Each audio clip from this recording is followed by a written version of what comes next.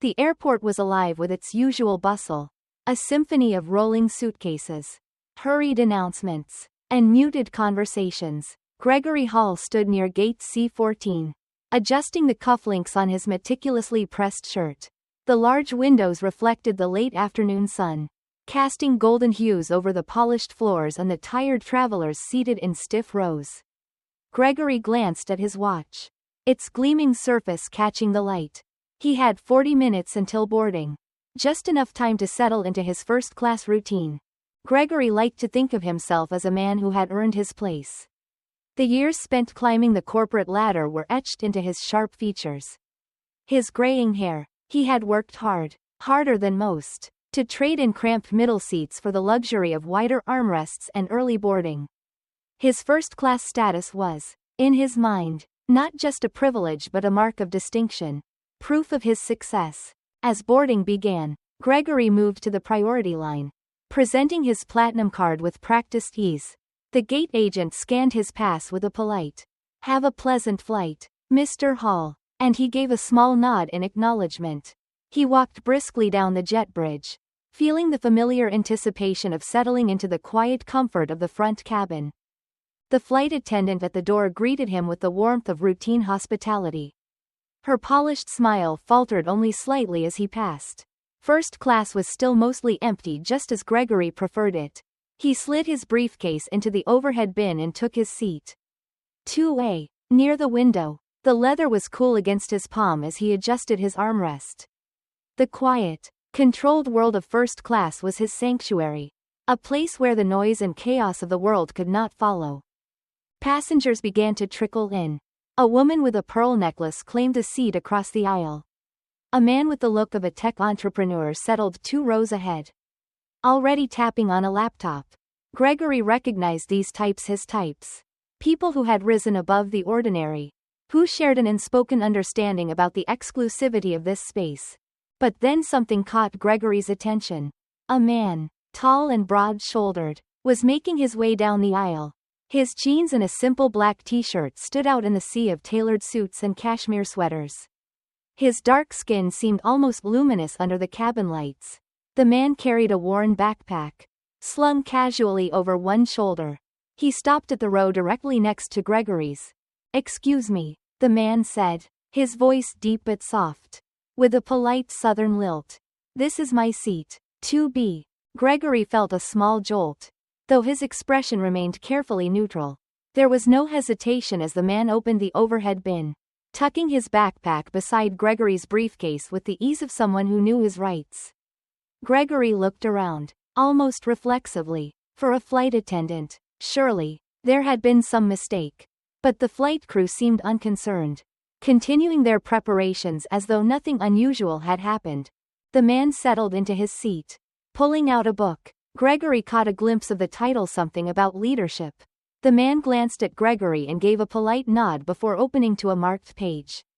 Gregory's return nod was stiff, perfunctory. The silence between them stretched, heavy with an unspoken tension. Gregory turned to stare out the window, his jaw tightening. This was his space, his refuge, and yet now it felt altered. He was aware of every movement, every breath, of the man beside him.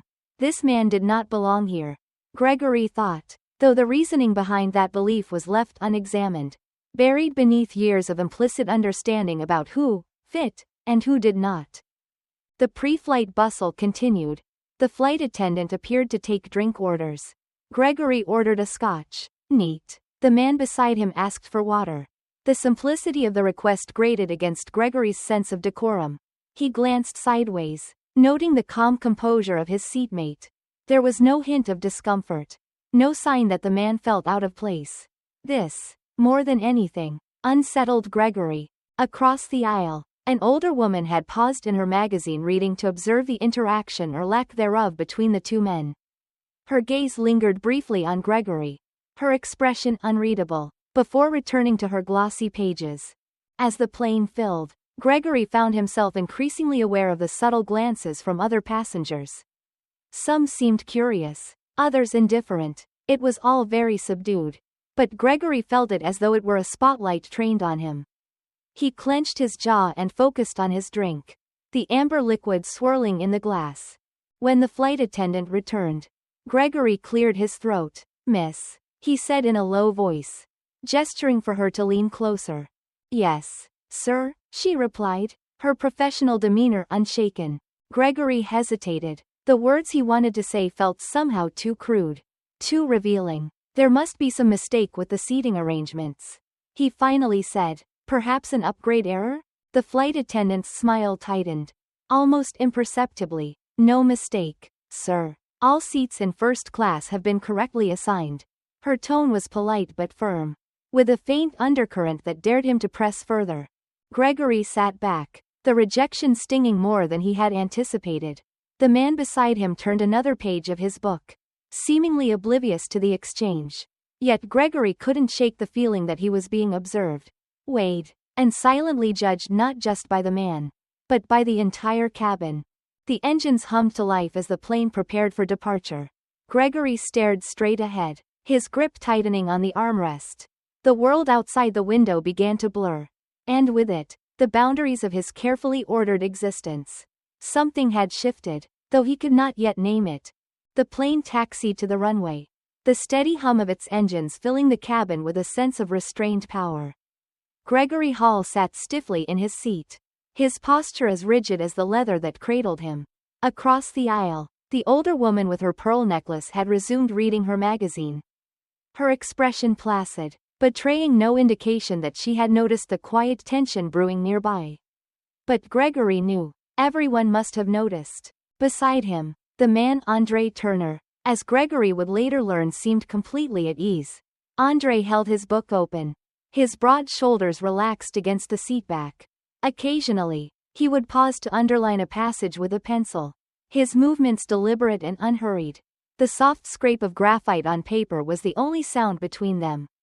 Yet to Gregory, it felt as though the man were broadcasting his presence with every turn of the page. Gregory glanced down at the scotch in his hand, the condensation pooling at the base of the glass. He took a measured sip, letting the burn settle in his throat, then placed the drink carefully back on the tray table. His eyes flicked toward Andre's book, lingering just long enough to catch a word or two, something about leadership. Change. Gregory's lips tightened. It struck him as ironic, though he couldn't have explained why. The flight attendant, whose name tag read Sophia, returned to their row, her professional smile intact. She leaned slightly toward Gregory, lowering her voice as though sharing a secret. "Sir, is everything all right with your seating?" Her words were polite, but her tone carried a quiet weight, a subtle reminder that she was both aware of the situation and prepared to handle it. Gregory hesitated, his mind scrambling for the right response.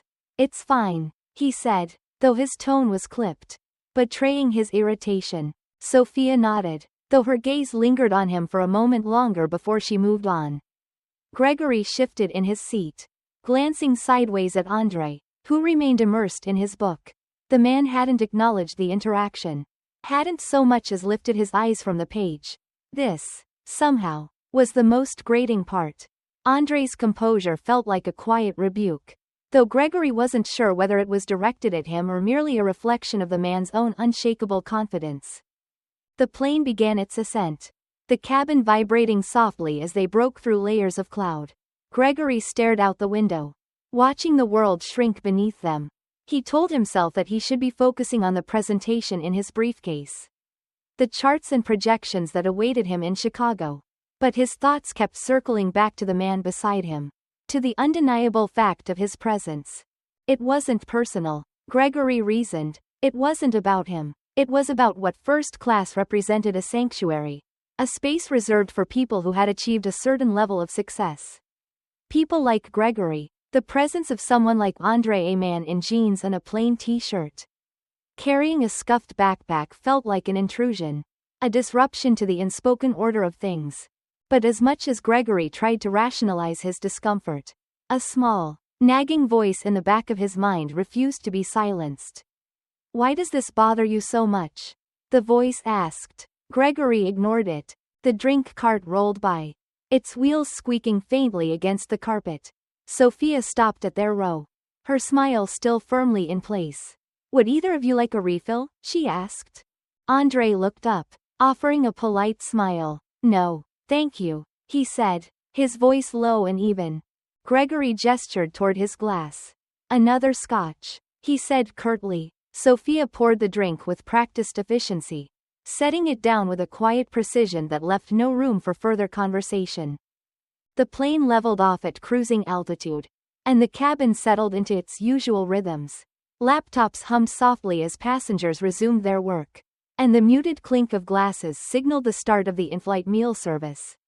Gregory opened his briefcase, pulling out his notes, though he barely glanced at them. His mind was elsewhere. Across the aisle, the older woman shifted in her seat, catching Gregory's eye for a brief moment. Her expression was neutral, but something in her gaze made Gregory's stomach tighten. It was as though she could see through the polished exterior he had worked so hard to cultivate, down to the raw, unexamined truths beneath. Andrei, meanwhile, had closed his book and was now jotting notes in the margins, his pencil moving steadily across the page. There was nothing hurried or defensive in his demeanor. He occupied his space fully, unapologetically, as though he had every right to be there, which, of course, he did. Gregory found himself wondering about the man's story. What did he do for a living? What had brought him to first class? The questions flickered briefly in his mind before he pushed them aside. He didn't want to know. Knowing would only complicate things, make it harder to justify the unease that still simmered beneath the surface.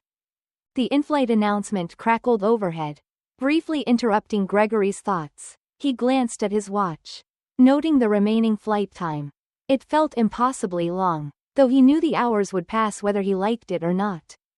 Beside him, Andrei adjusted his seat slightly, his movements quiet but unself-conscious.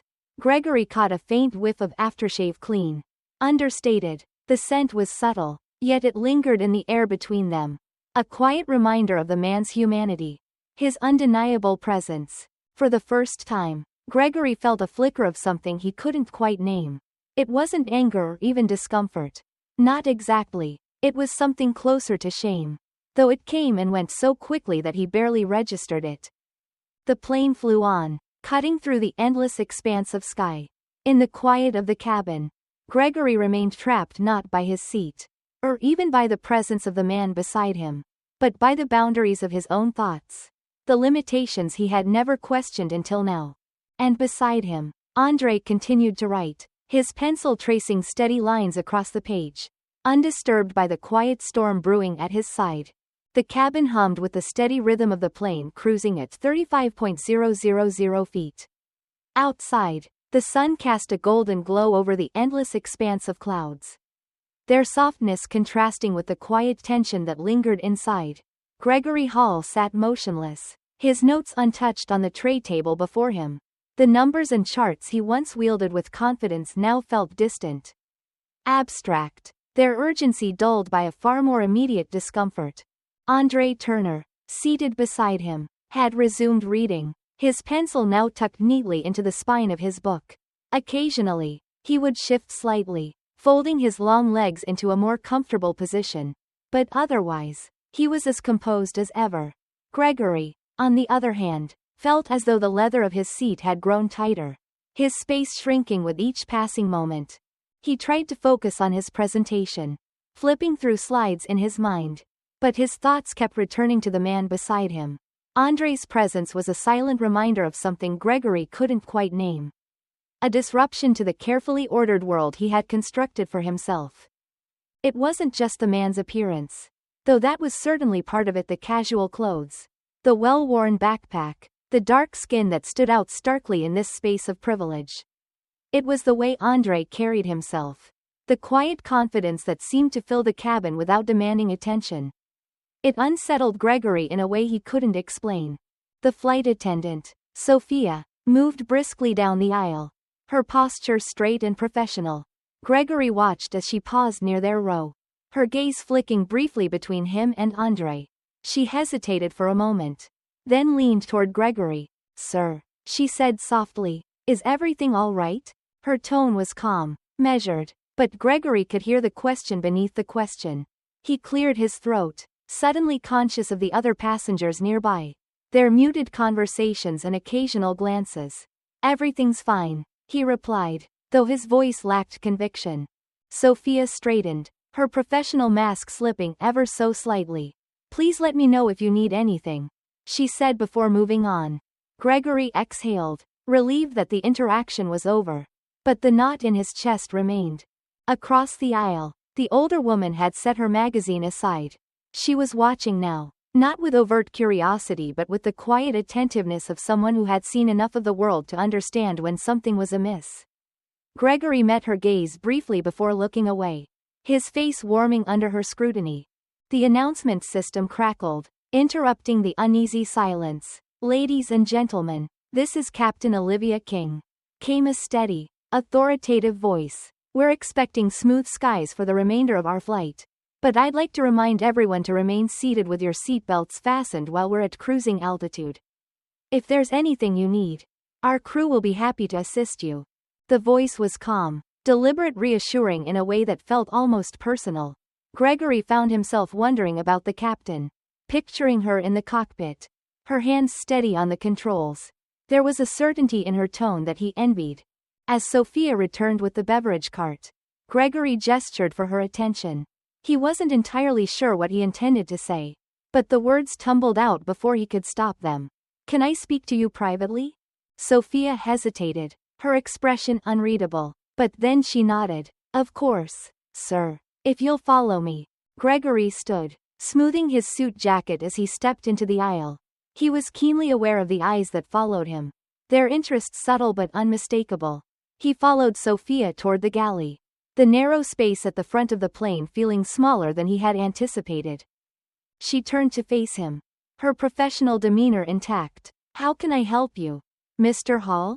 Gregory hesitated, searching for the right words. "It's about my seat," he began, lowering his voice. "I think there may have been some kind of mix-up." Sophia's eyes didn't waver. "What sort of mix-up?" He gestured vaguely back toward his row. "It's just, I've flown this route many times, and I've never..." He trailed off, suddenly unsure of how to continue. "I'm just not comfortable." Sophia's expression shifted, her polite smile hardening slightly at the edges. "Mr. Hall," she said evenly, "all of our first-class passengers have been assigned their seats according to their tickets. Is there something specific you'd like me to address?" Gregory swallowed, the heat rising in his neck. I was hoping there might be another seat available. I'm afraid first class is fully booked," she replied, her tone unwavering. "If you'd prefer, I can check for availability in economy." Her words landed with a quiet finality that made Gregory's chest tighten. "Economy?" he repeated, his voice sharp with disbelief. "You're suggesting I move to economy?" Sophia remained calm, her posture unyielding. "It's the only alternative I can offer, sir." The silence between them was palpable, broken only by the distant hum of the engines. Gregory stared at her, his indignation battling against the realization that he had no leverage here. He was used to being in control, to having his preferences accommodated without question. But here, at 35,000 feet, he found himself stripped of that authority. "I see," he said finally, his voice tight. "Thank you for your time." He returned to his seat, his movements stiff and deliberate. As he sat down, he avoided Andre's gaze, though he was acutely aware of the man's presence. Andre had closed his book now and was staring out the window, his expression calm but distant, as though he had seen this kind of confrontation before and knew exactly how it would end. Gregory stared straight ahead, his hands gripping the armrests. The weight of the unspoken tension pressed down on him, heavier than he had expected. It was as though the very air in the cabin had shifted, the boundaries between them more defined and yet more fragile than ever. And somewhere up front, in the quiet authority of the cockpit, Captain Olivia King guided the plane steadily forward, her voice a reminder that some divides could only be crossed by those willing to confront them. The cabin was quieter now. The hum of the engines provided a steady backdrop as the passengers settled into their in-flight routines. Some napped with headphones cocooning them in soft music. Others tapped on laptops or flipped through magazines. The faint clink of ice in glasses and the occasional murmur of conversation drifted through the air. It was a calm, almost serene atmosphere, but Gregory Hall could feel the weight of unspoken tension like a heavy blanket over his shoulders. He sat rigid in his seat, staring at the screen in front of him, though he wasn't paying attention to the muted nature documentary playing there. The lush greens of a rainforest blurred into meaningless color as his thoughts swirled. Circling back to the interaction in the galley, Sophia's calm yet unyielding response had left him feeling small, exposed in a way he hadn't anticipated. Beside him, Andre Turner remained a quiet presence. His book was closed now, resting on the tray table, but his calm demeanor hadn't changed. He gazed out the window, the sunlight catching the faint silver in his close-cropped hair. His posture was relaxed, his expression neutral, but there was a dignity in the way he occupied his space that made Gregory's discomfort feel sharper. Gregory took another sip of his scotch, the liquid burning less now than it had earlier. He placed the glass down carefully, the sound of it meeting the tray louder than he expected. Across the aisle, the older woman with the pearls glanced his way again, her expression unreadable but attentive. Gregory shifted in his seat, feeling as though her eyes held a quiet judgment that he couldn't escape. It wasn't just her. Others in the cabin were aware too, though they made efforts to appear otherwise. A man 2 rows ahead occasionally glanced back, his movements subtle but unmistakable. The tech executive to Gregory's left had taken out his laptop but seemed more interested in the quiet tension behind him than whatever spreadsheet was open on his screen. Gregory's discomfort deepened. This wasn't how it was supposed to be. First class was meant to be a sanctuary, a place of quiet exclusivity. Instead, it had become a stage, with every passenger playing their part in a silent drama that none of them had asked for. Sophia returned, her movements brisk and professional. She stopped at their row, addressing Andre first. "Would you like anything else, sir?" Andre looked up, his expression softening slightly. "Just a little more water, please," he said, his tone even. Sophia nodded, pouring the water with care before turning to Gregory. Her smile remained professional, but there was a noticeable coolness to her demeanor. "And for you, Mr. Hall? Can I refresh your drink?" "No," Gregory said, his voice curt. He immediately regretted the sharpness. But Sophia only nodded before moving on. He caught the faintest flicker of something in her eyes, not anger, but perhaps disappointment. The thought stung more than he cared to admit. Andre took a sip of his water, his movements deliberate, unhurried. He set the glass down and glanced briefly at Gregory, offering a polite nod. It wasn't an invitation for conversation, just an acknowledgement, but it unsettled Gregory all the same. "Heading to Chicago for business?" Andre asked, breaking the silence. Gregory hesitated, caught off guard. "Yes," he said after a moment. "You?" Andre nodded. "Corporate training," he replied simply. He didn't elaborate, and Gregory didn't ask. The conversation ended there, leaving an odd hollowness in its wake. The plane hit a patch of turbulence, jostling slightly before leveling out again. It was a small, routine moment, but it drew the attention of the passengers, momentarily uniting them in their shared vulnerability at 35,000 feet. Gregory found himself gripping the armrests instinctively, his pulse quickening. Andre, by contrast, remained still, his expression unchanging. As the turbulence passed, the cabin returned to its subdued rhythm. The older woman across the aisle shifted in her seat, leaning slightly toward Gregory. "I couldn't help overhearing," she said, her voice low but steady. "Corporate training sounds like important work." Andre smiled faintly. "It can be," he said. "A lot of it is about helping people see things they might not notice otherwise." Her eyes flicked briefly to Gregory before returning to Andre. "Sounds like something more people should pay attention to," she said, her tone pointed but polite. Gregory felt his chest tighten. The comment wasn't overt, but it hung in the air, heavy with implication. He turned back to his screen, pretending to focus on the documentary. But the words lingered, their meaning impossible to ignore. Andre's calm response didn't waver. "It's always a process," he said simply. "Sometimes it starts with small moments. Conversations we don't expect to have." The older woman nodded, her gaze lingering on Gregory for a moment longer before she returned to her magazine. Gregory could feel the flush rising in his neck. The unspoken rebuke settling over him like a weight. He wanted to say something. To defend himself. But the words wouldn't come. What could he say that wouldn't betray the very bias he was trying to deny? The plane began its descent. The announcement crackling overhead to remind passengers to fasten their seatbelts and stow their belongings. Gregory obeyed mechanically, his thoughts still tangled in the events of the past few hours. As the plane broke through the clouds, the Chicago skyline came into view, bathed in the soft light of early evening. It was a familiar sight. But today, it felt different, less welcoming. More distant. Andre placed his book back in his bag. His movements deliberate and calm. Gregory glanced at him, then quickly looked away. He was struck by the quiet grace with which Andre carried himself. A stark contrast to the storm of emotions Gregory felt roiling within. As the wheels touched down, a scattering of applause broke out in the cabin.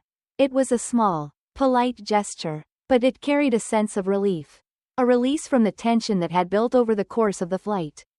Gregory joined in half-heartedly, though his mind was elsewhere.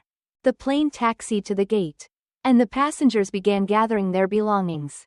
Gregory remained seated, his hands resting on his briefcase. Across the aisle, the older woman smiled warmly at Andre as he stood to retrieve his backpack. "Safe travels," she said, her tone genuine. "Thank you," Andre replied, his voice steady. Gregory stood as well, careful to avoid eye contact as he waited for the aisle to clear. The weight of the past hours hung heavy on him, the quiet divide between him and Andre feeling wider than ever. As they stepped into the terminal, Gregory felt the rush of cooler air against his face, but it did little to relieve the tension in his chest. Around him, the other passengers dispersed, their faces fading into the crowd.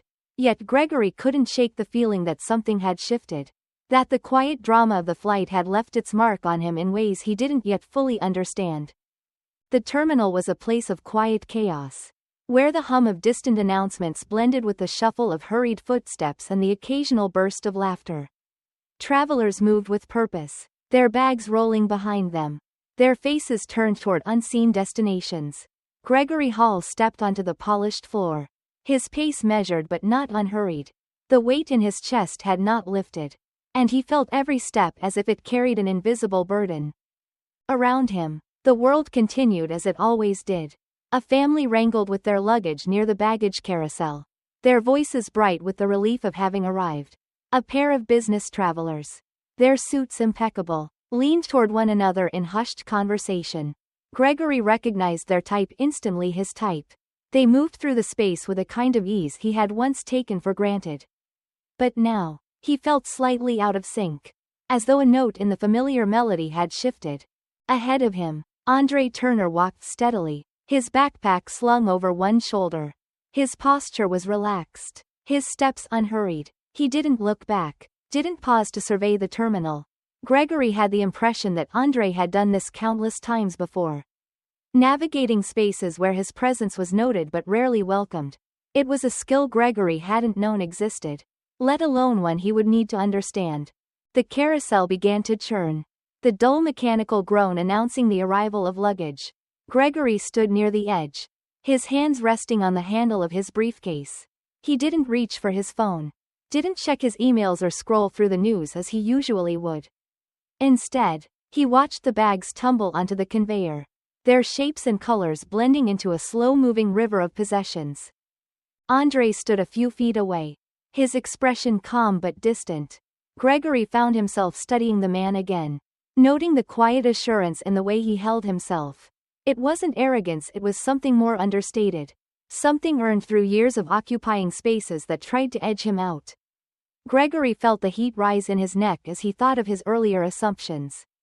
The way he had questioned Andre's presence without questioning his own. The carousel delivered Gregory's suitcase with a soft thud. He stepped forward, grasping the handle, and hesitated. It was a small pause, barely noticeable, but it felt significant. He glanced toward Andre, whose bag had not yet appeared, and then back to his own luggage. There was a pull, a moment of indecision that he didn't fully understand. Andre's bag arrived next, a weathered black duffel that matched the simplicity of his backpack. He reached for it with practiced ease, slinging it over his shoulder in one smooth motion. Gregory stepped back, allowing him space, though Andrei didn't seem to notice. Or perhaps he did, and simply chose not to acknowledge it. The two men walked toward the exit, their paths parallel but not intersecting.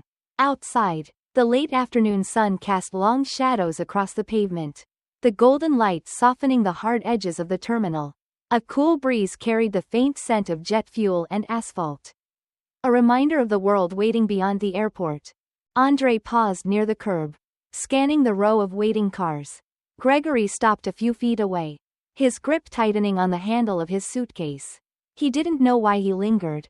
He had no reason to speak to Andrei, no justification for prolonging an interaction that had already stretched beyond its natural conclusion.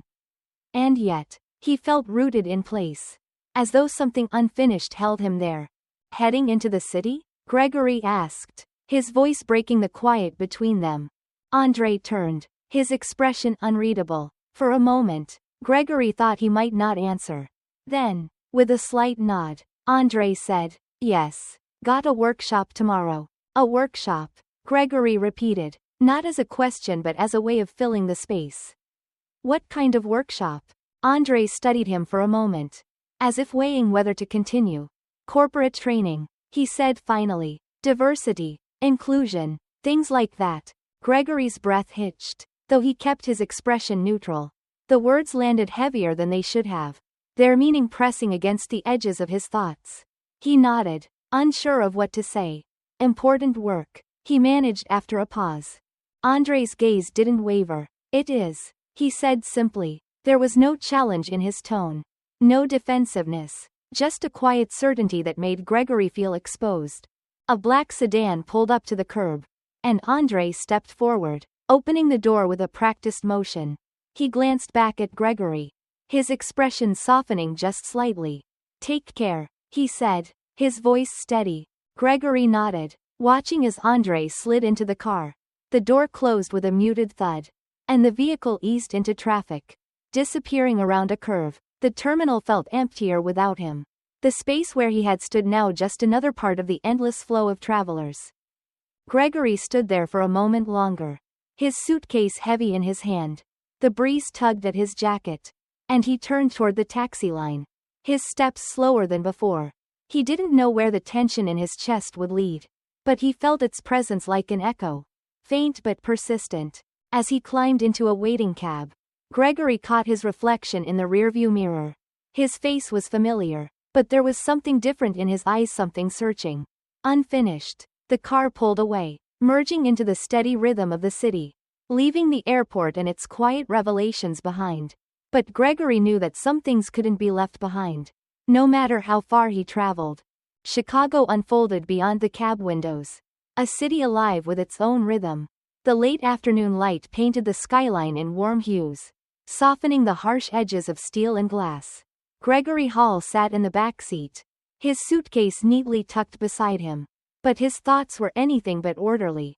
The quiet hum of the city outside seemed to mirror the undercurrent of emotions he couldn't quite name, swirling beneath the polished surface of his carefully constructed world. The driver made polite conversation, asking about Gregory's flight and offering recommendations for places to eat near his hotel. Gregory responded with automatic courtesy, his words brief and noncommittal. He wasn't in the mood for small talk, though he lacked the energy to cut it short. His mind kept drifting back to the terminal, to Andrei Turner's calm voice and the quiet finality of his departure. "Here we are," the driver said as they pulled up to the hotel, a sleek tower that loomed over the bustling streets below. Gregory thanked him, stepping out onto the curb with a sense of detachment. The doorman greeted him with a warm smile, opening the glass doors with practiced ease. But Gregory barely noticed. The lobby was a haven of subdued elegance, with muted lighting and soft music that barely rose above the whisper of guests checking in. Gregory made his way to the elevator, his footsteps muffled by the thick carpet. As the doors slid closed, he caught a glimpse of his reflection in the mirrored walls. His face looked tired, drawn, as though the weight of the day had settled into his features. In his room, Gregory placed his suitcase beside the desk and loosened his tie. The city stretched out below his window, its lights beginning to flicker on as the sun dipped lower on the horizon. He stood there for a moment, watching the cars weave through the streets like tiny currents in a vast river. The view was familiar, a reminder of countless business trips and long evenings spent preparing for presentations. But tonight, it felt different, hollow. Somehow, Gregory sat down at the desk, opening his laptop with the intention of reviewing his notes for tomorrow's meeting. The slides were all there, neatly organized and ready to project the confidence he had always prided himself on. But as he stared at the screen, the words blurred, their significance drowned out by the lingering thoughts he had tried to ignore. He leaned back in his chair, rubbing his temples. Andre's voice echoed in his mind, corporate training, diversity, inclusion, things like that. The words were simple, factual, yet they carried a weight that Gregory couldn't shake. He thought about the man's calm demeanor, the way he had occupied the same space without anger or accusation, and yet had made Gregory feel exposed in ways he hadn't expected. It wasn't anger Gregory felt now, nor even the discomfort that had marked the early hours of the flight. It was something quieter, more insistent, a recognition of the gaps in his own understanding. He had built a career on confidence, on knowing how to navigate the unspoken rules of success. But now, those rules felt flimsy, inadequate in the face of the questions he hadn't known he needed to ask. The hotel room felt too quiet, the stillness amplifying his thoughts. Gregory stood and walked to the window, leaning against the cool glass. The city below seemed both distant and immediate, its energy a reminder of the lives intersecting in ways he rarely considered. He thought about Andre, about the workshop he had mentioned. Gregory imagined a room full of corporate professionals, their expressions a mix of interest and skepticism. As Andre spoke to them about biases and inclusion, he wondered how many of them would truly listen, and how many would dismiss the conversation as unnecessary. He caught his reflection in the window, the city lights framing his face. For the first time, he saw not just the polished image of a successful executive, but the cracks beneath it, the assumptions and blind spots he had carried without question. The realization was uncomfortable, but it also felt necessary, as though something long buried had finally been unearthed. Gregory turned back to his desk and opened his email. He stared at the blank message for a long moment, his fingers hovering over the keyboard. He didn't know what he wanted to say, or even if he had the right to say anything, but the silence felt heavier than the risk of words. Finally, he began to type. "Dear Mr. Turner," he wrote, though the formality felt misplaced. He deleted it and started again. "Andre," he typed. The name alone carried a weight he hadn't expected. The words came slowly, haltingly at first, but then with a quiet urgency. "I wanted to take a moment to acknowledge what happened on our flight today. I realize now that my assumptions and actions were unfair, and I deeply regret the discomfort I may have caused. I don't expect forgiveness, but I want you to know that our brief interaction has made me reflect on things I've overlooked for far too long." He paused, rereading the words. They felt inadequate, but they were honest. He hesitated before typing the final line. "Thank you for your patience, and for carrying yourself with dignity in a situation where I failed to do the same." Gregory hovered over the send button, his heart pounding in a way that surprised him. Finally, he clicked it, the message disappearing into the ether. He closed the laptop and leaned back in his chair, the room suddenly feeling lighter, though he knew the journey ahead would not be. The city outside continued to hum, its lights stretching endlessly into the night. Gregory sat quietly, the echo of his thoughts blending with the rhythm of the world beyond the glass. For the first time in a long while, he allowed himself to simply sit with the discomfort, knowing it was the first step towards something better. The morning sunlight poured through the tall windows of the conference room, reflecting off the polished table and casting soft shadows on the walls. Gregory Hall sat at the far end, his notes neatly arranged before him, his posture as composed as ever. Outside, the city moved with its usual purpose, unaware of the quiet battle waging in Gregory's mind. The quarterly presentation was proceeding smoothly. His colleagues nodded along as he spoke about projections and market growth, their expressions attentive but neutral. Gregory had given countless presentations like this. his voice steady and authoritative, his confidence unwavering. But today, something felt different. The words left his mouth, crisp and rehearsed, yet they felt hollow, as though the weight they once carried had been siphoned away. When the meeting ended, Gregory collected his materials, exchanged polite nods, and exited the room with his usual efficiency. But as he stepped into the hallway, the polished veneer he had worn so carefully began to crack. The events of the previous day lingered in his thoughts, the unspoken tension of the flight replaying in his mind like a quiet refrain. He found himself in the hotel lounge later that afternoon, the hum of conversation filling the air around him. The coffee in his cup had grown cold, untouched, as he stared out the window at the bustling street below. The city's energy seemed endless, but Gregory felt disconnected from it, as though he were watching from behind a pane of glass. "Mr. Hall?" A voice broke through his thoughts. Soft but unmistakable. Gregory turned to see a woman in her 40s. Her expression polite but curious. She carried a notebook in one hand, the other extended in greeting. "I hope I'm not interrupting." He shook his head, gesturing to the seat across from him. "Not at all, please." She introduced herself as Rachel, a corporate trainer attending a conference in the hotel. "I couldn't help but recognize you from the flight yesterday," she said, her tone measured. "I was seated in premium economy. There's been quite a bit of conversation about what happened." Gregory's throat tightened, though he forced himself to remain composed. "I see." Rachel hesitated, her fingers brushing the edge of her notebook. "I wanted to say something because these moments don't always get addressed. What stood out to me wasn't just the situation itself but how Mr. Turner handled it. He showed a kind of grace that's rare." Gregory nodded, his gaze fixed on the table. "He did," he said quietly. "I'm not bringing this up to criticize," Rachel continued, her voice softening, "but because these moments have a way of teaching us things. Sometimes it's uncomfortable, but that's part of the process." Her words struck a chord Gregory hadn't expected. He looked up, meeting her eyes. "You're right," he said. "It is uncomfortable, but it's something I needed to face." Rachel smiled faintly, her expression thoughtful. "Most of us do, at some point. The question is what we choose to do with that discomfort." The conversation lingered in Gregory's mind long after Rachel left. He returned to his room that evening, the city glowing softly outside his window. The email he had sent to Andre remained unanswered, but he hadn't expected a response. It wasn't forgiveness he sought, but the chance to acknowledge his own failings, to take a step however small towards something better. Later that night, as he prepared for bed, Gregory opened his laptop again. He searched for Andre Turner's name, unsure of what he hoped to find.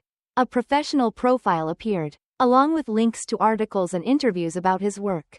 Gregory clicked on one, a short piece about diversity and leadership in corporate spaces.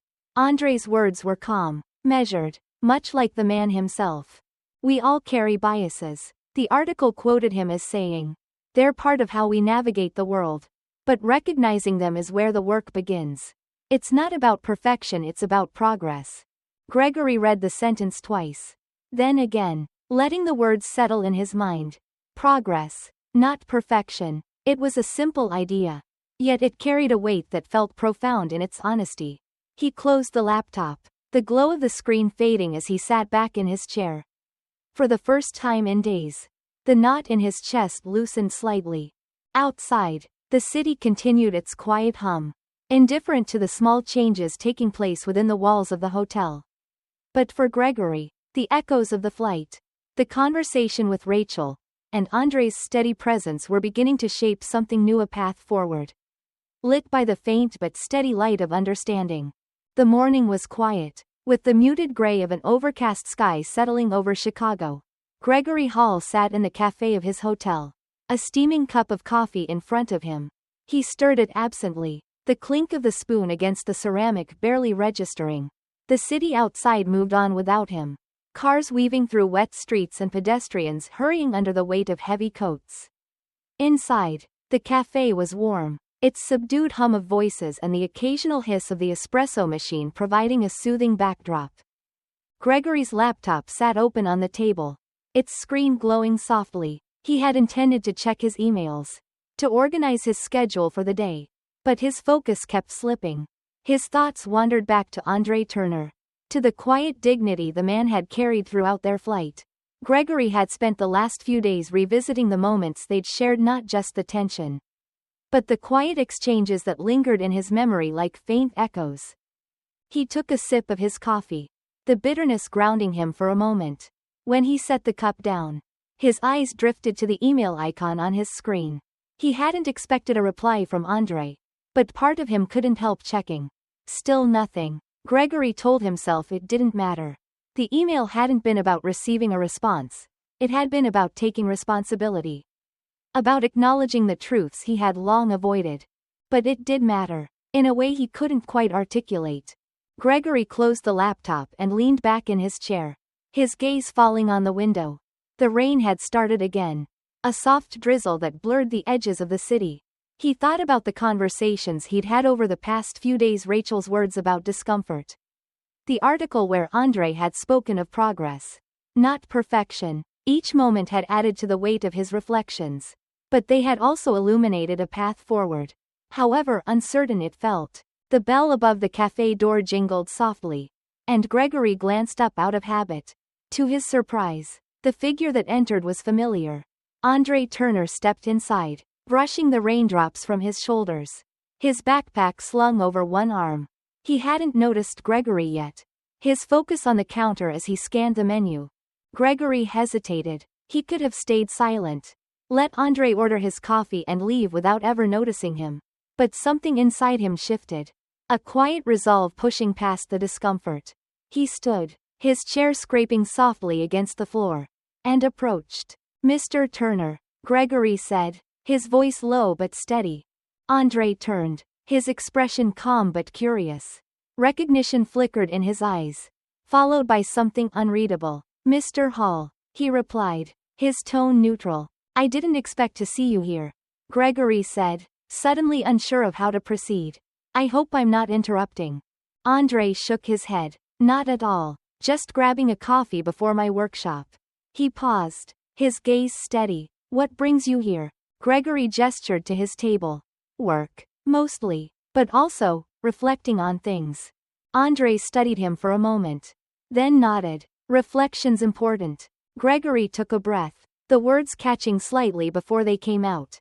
"I wanted to thank you," he said, "for how you handled everything on the flight. I've been thinking a lot about it. And about my own behavior." Andre's expression softened, though he remained quiet, letting Gregory continue.